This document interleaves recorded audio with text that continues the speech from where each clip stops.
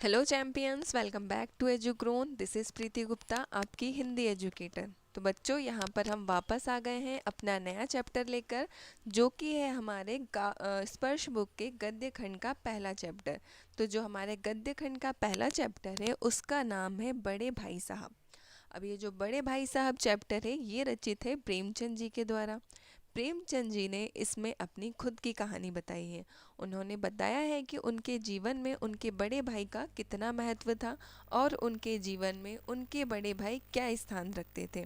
उन्होंने अपने जीवन में अपने बड़े भाई साहब से क्या क्या सीखा, क्या क्या ज्ञान अर्जित किया, क्या क्या अनुभव उन्होंने उनके साथ साझा किए, ये सारा अपना एक्सपीरियंस उन्होंने इस चैप्टर में हमारे सामने प्रस्तुत किया है। तो सबसे पहले बच्चों यहाँ पर हम जानेंगे प्रेमचंद जी के जीवन के बारे में।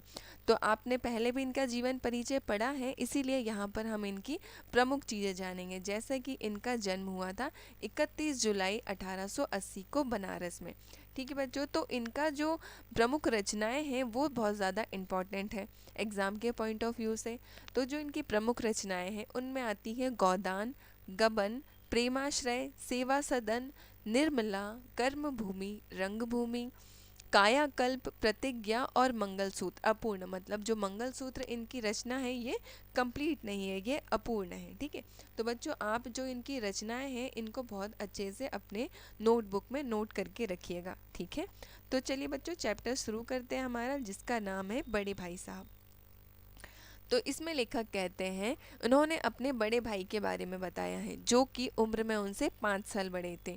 ठीक है, उम्र में 5 साल बड़े थे, परंतु पढ़ाई में केवल 3 कक्षा ही आगे थे। लेखक स्पष्टीकरण देते हुए कहते हैं, ऐसा नहीं है कि उन्होंने बाद में पढ़ाई शुरू की, बल्कि वे चाहते थे कि उनका बुनियाद मजबूत हो, इसीलिए 1 साल का काम 2-3 साल में करते थे। यानी बड़े भाई कक्षा पास नहीं कर पाते थे।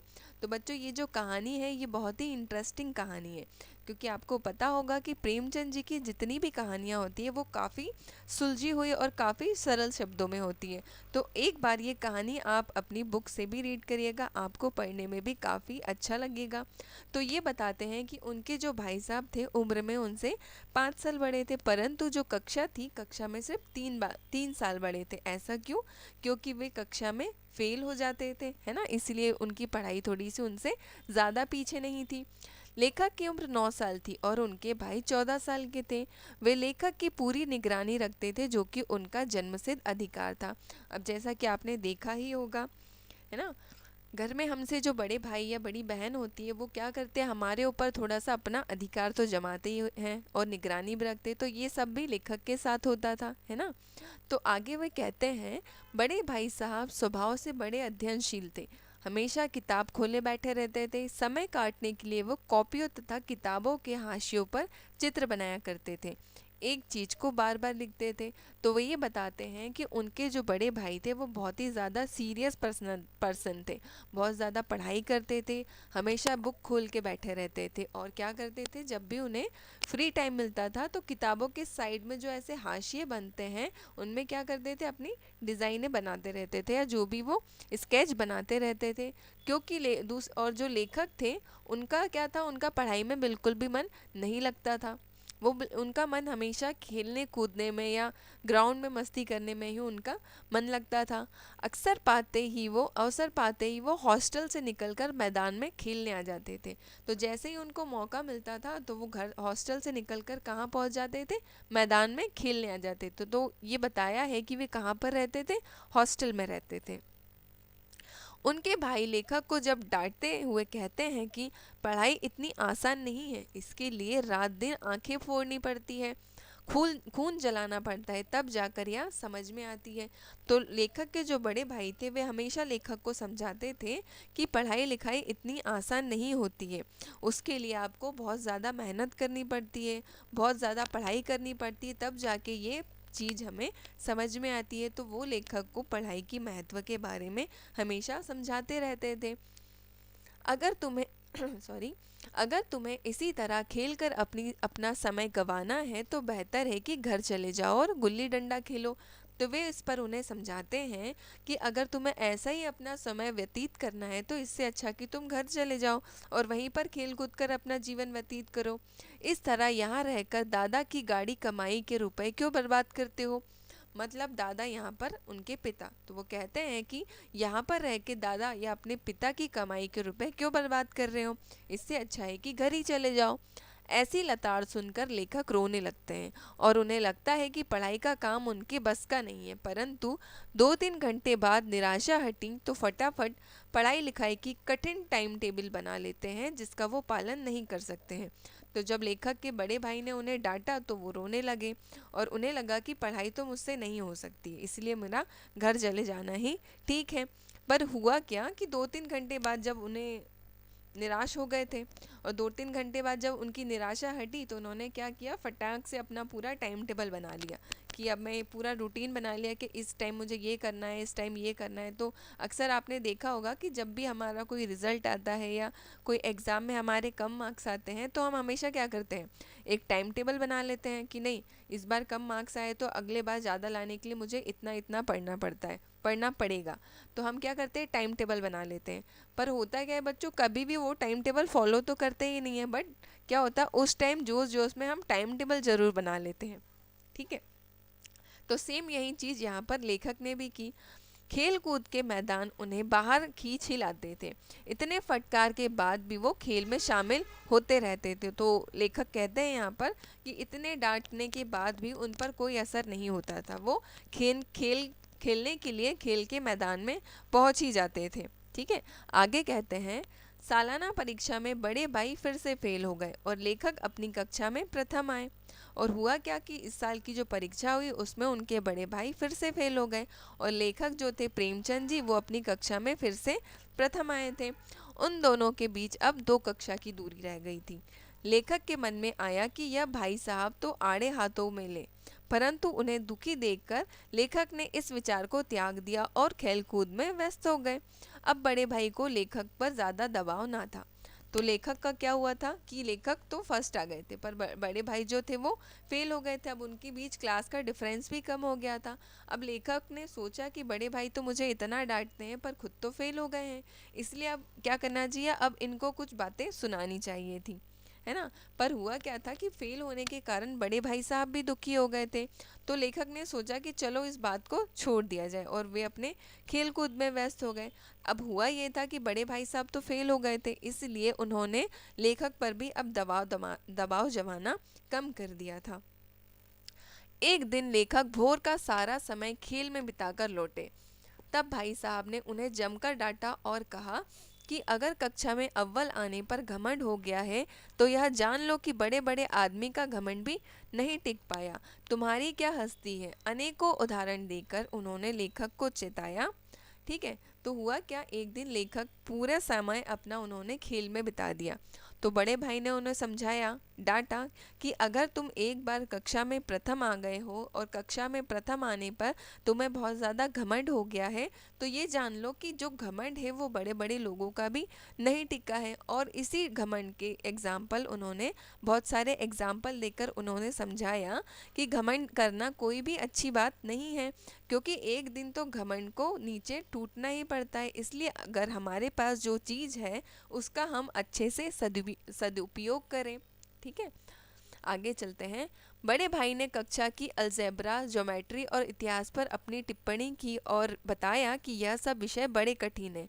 निबंध लेखन को उन्होंने समय की बर्बादी बताया और कहा कि परीक्षा में उत्तीर्ण होने के लिए मेहनत करनी पड़ती है। स्कूल का समय निकट था नहीं तो लेखक को और बहुत कुछ सुनना पड़ता। उस दिन लेखक को भोजन निस्वाद लगा।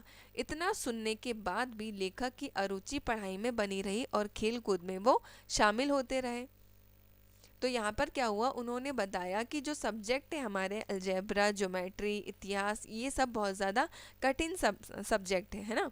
और उन्होंने बताया कि जैसे कि निबंध लेखन है जिसपे ऐसे राइटिंग की जाती है, उसको उन्होंने बताया कि इसमें क्या होता है, समय की बर्बादी होती है। अगर आपको परीक्षा उत्तीर्ण करनी है तो आपको मेहनत करनी पड़ेगी। ये सारी सलाह कौन दे रहा है, लेखक के बड़े भाई उनको दे रहे हैं। अब वो कहते हैं कि स्कूल का टाइम हो गया था, नहीं तो लेखक को और ज़्यादा डांट सुनने को मिलती, है ना। और होता क्या है बच्चों कि जिस दिन हमें डांट पड़ती है और जो हम खाना खाते हैं उसमें भी हमें कोई टेस्ट नहीं लगता है ना। फिर हुआ ये कि इतना सुनने के बाद भी लेखक पर कोई असर नहीं हुआ।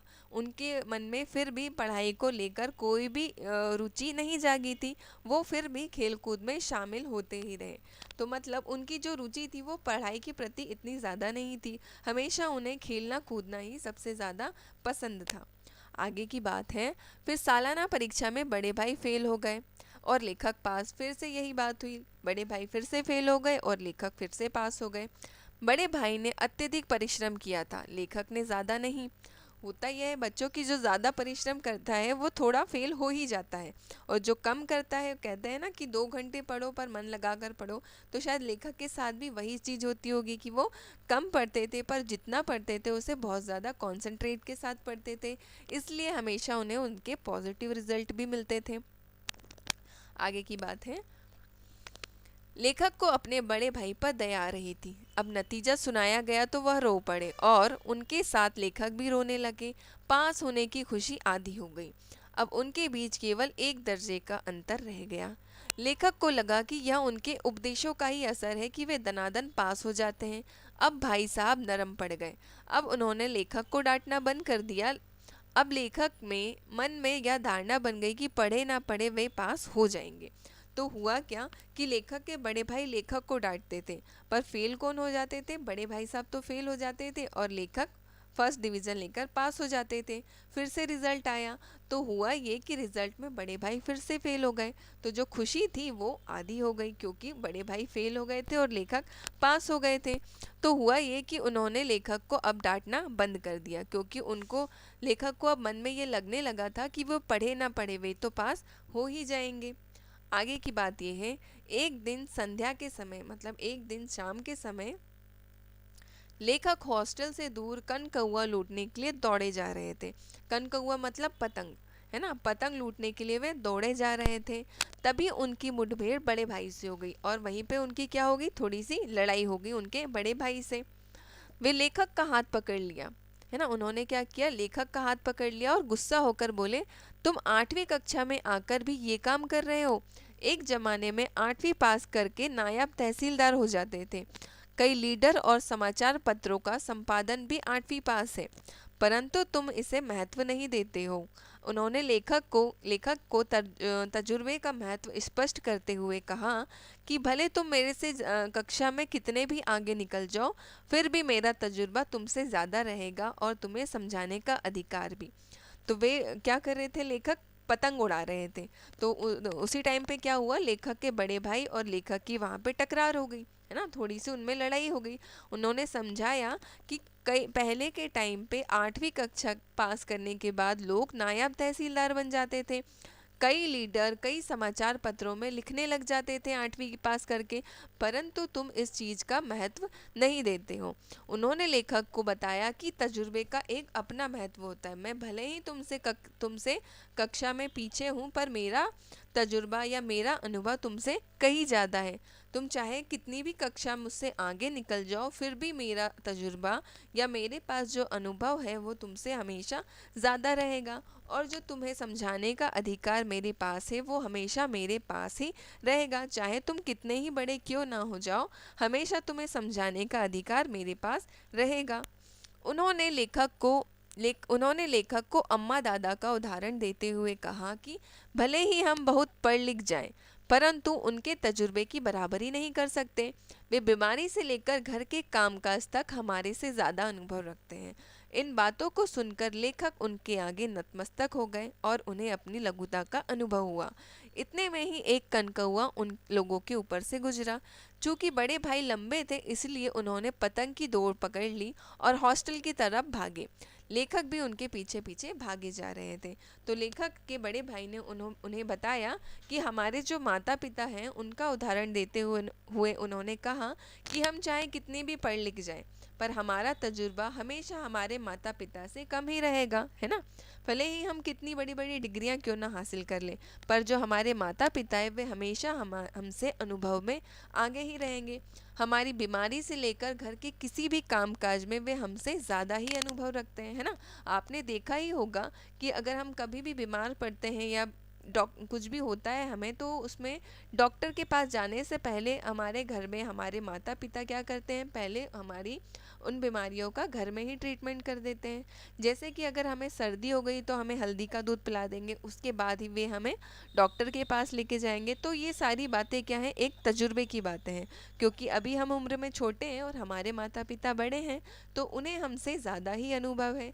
तो लेखक यहाँ पे हमें ये कहानी के थ्रू ये समझाना चाहते हैं कि हम चाहे कितना ही आगे क्यों ना बढ़ जाएं, पर हमारे जीवन में हमारे से बड़े जो है उनका अनुभव एक अलग ही मायने रखता है। हमेशा हमें अपने घर के बड़े बुजुर्गों के साथ बैठना चाहिए, उनके अनुभव को साझा करना चाहिए, क्योंकि उनकी बातें हमारे जीवन पे हमेशा कुछ अच्छा सकारात्मक प्रभाव ही डालेगी। तो इस चैप्टर के माध्यम से लेखक हमें बड़े लोगों के तजुर्बे और उनसे सीख सिखाना चाहते हैं कि उनका हमारे जीवन में क्या महत्व है। तो बच्चों, उम्मीद है आपको ये समरी समझ आई होगी। अगर आपको ये चैप्टर समझ आया है तो हमें कमेंट करके ज़रूर बताइएगा। तो इसी के साथ बच्चों ये चैप्टर हम यहीं पे ख़त्म करते हैं। मिलेंगे आपसे एक नए चैप्टर में एक नई कहानी के साथ। जब तक के लिए इन्हीं चैप्टर को आप अच्छे से रिवाइज़ करते रहिए। Thank you.